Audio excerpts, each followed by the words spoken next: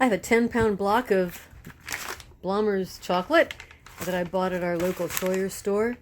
It was outside in the refrigerator that's in the shed, so it's still really cold. I tried to cut it, and it's just, yeah, it's not. I have to hack away at this thing.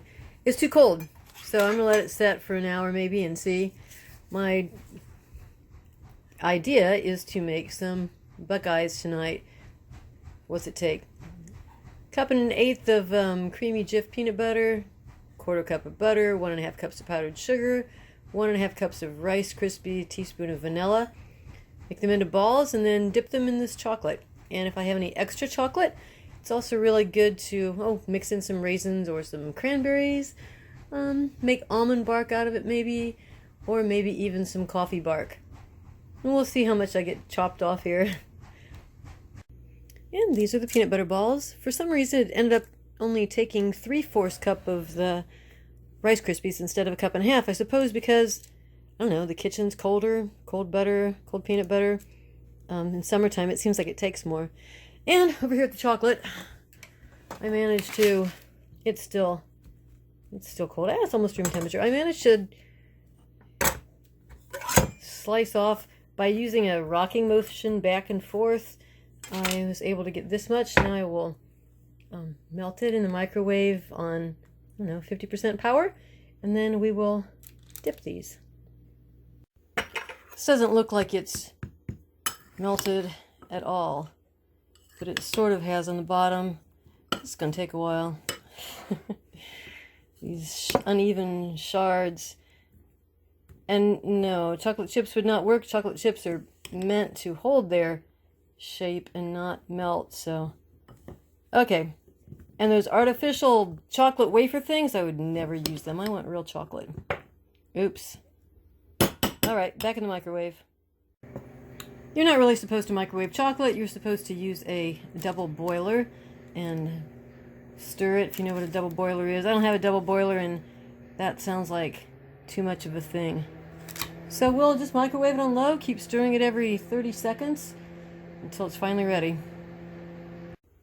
Watching paint dry and watching chocolate melt. Okay, a little bit. No, it's not ready yet. I mean, you definitely don't want to overcook it, but no, not yet. But I would say we are making progress. And another 30 seconds. All right, this is looking better. I'm going to put the camera down and use one hand to hold on to this bowl and another hand to stir. This might almost be enough. Let's see.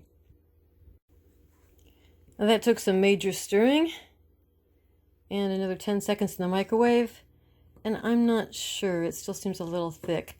We're going to give it a try. Now my mom used to use a pea-sized piece of paraffin and melt that in there. It made it glossy or something, and I have paraffin somewhere in the house for some reason. I'm not going to do that. Who wants to eat paraffin wax? All right, so let's see how thick it is. And also, I don't think this is going to be nearly enough chocolate. It is too thick. I can tell right now. Too thick. A few more seconds. I want it a little bit runnier than that. And I'm not making genuine buckeyes where you leave part of it. Genuine buckeye, you would leave part of that still with the peanut butter, but I'm just going to coat the whole thing.